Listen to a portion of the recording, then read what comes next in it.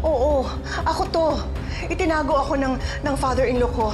At alam niya rin na nanganib ang buhay ko at si Divina ang may pakana ng lahat. Kinausap namin si Attorney Adrian. Pero wala namang nagawa. Alam ko ng totoo. Trinaydor tayo ni Adrian. Sana pala sa'yo na ako lumapit noon pa. Pero natakot ako kasi baka mapahamak ka. Ngayon buhay ka na, mapapatunayan ko na sa lahat na wala akong kinalaman sa nangyari sa'yo. Oo, Charlene. Si Divina ang dapat managot. Charlene, marami ka pang kailangan malaman. Leilani, nasa panganib ako ngayon. Natakasan ko si Adrian pero hinahabol ako ni Divina. Ha? Hinahabol ka ni Divina? Nasaan ka? Pupuntahan ka namin. Dito ako sa 118 Palma Street, Merville High, Subdivision sa Santa Barbara, Rizal. Hintayin mo kami, Charlene. Darating kami. Mag-ingat ka. Sige. Salamat.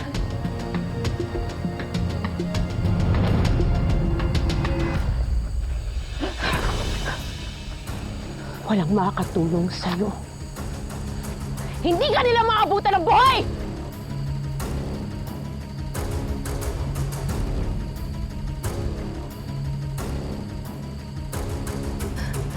Nanganganib si Charlene pa. Puntahan natin siya. Halika na. Alam ko kung nasaan siya pa. Dalian natin. Hayop ka. Sagad na sa buto ang kasamaan mo. Tama ako. May kinalaman ka sa nangyari kay Leilani. Kaya dapat ka matakot sa akin. Dahil kung nagawa ko yun kay Leilani, magagawa ko rin sa'yo! Sige! Iputok mo yan! Patayin mo ako! Alam na nila Leilani at ni Julio kung saan ako at hinahabol mo ako. At ikaw ang magiging suspect. At sisiguraduhin ko magbubulok ka sa kulungan. Eh, paano kung hindi kita patayin? Paano kung maaksidente ka? Paano kung ma-heart attack ka? Katulad sa nangyari kay Dado. Ikaw ang pumatay kay Dado? Hindi mo pa ba nagigets, Charlene? Lahat ng bagay na lulusutan ko. Pagkatapos ko sa'yo, isusunod ko si Leilani at si Julio. Wala ka ng testigo. At walang makabunyag ng sikreto ko. Hinihintay ko lang yung tauhan ko para madispatcha natin yung bangkay mo! Oh, papay. Hindi mo mapapatay!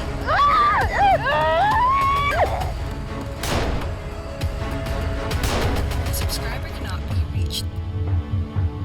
Hindi ko na ulit makontak si Charlene.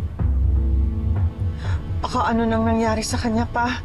Ang sabi niya, hinahabol siya ni Divina. Nasa panganib siya. Huwag kang magalala. Malapit lang tayo dun sa address na binigay niya. Makakarating din tayo agad dun. Sana naman pa. Sana ligtas si Charlene. Kasi hindi pwedeng mawala siya nang hindi niya pa nalalaman yung tungkol sa kanila ng anak niya.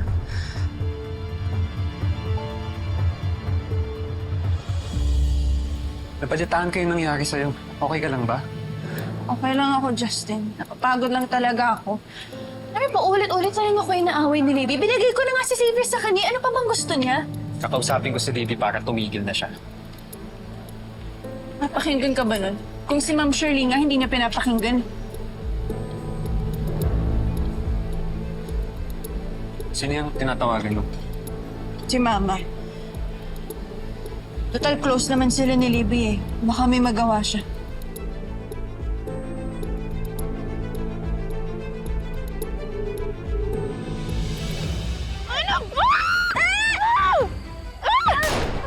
Mamatay ko na kasi!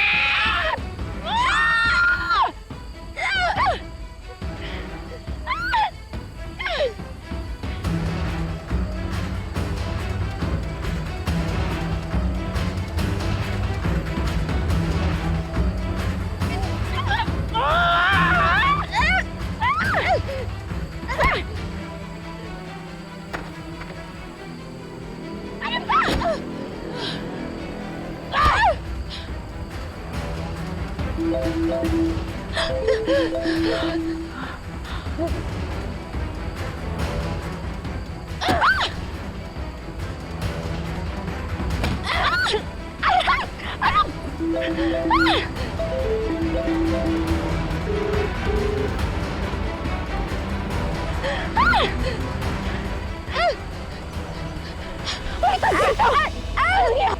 ako papayag!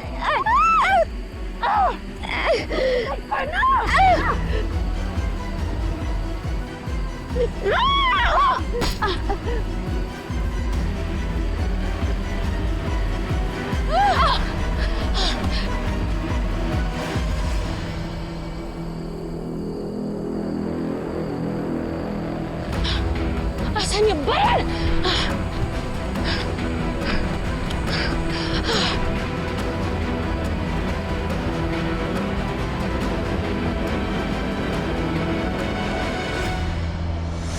Pa, bilisan natin. Baka ano na mangyari kay Charlene. Malapit na tayo doon sa address na binigay niya. Mag-iwalay tayo. Dito ako. Nandiyan ka lang pala, ha? Hindi man ako romantikong tao, pero will you be my girlfriend? Huli ka!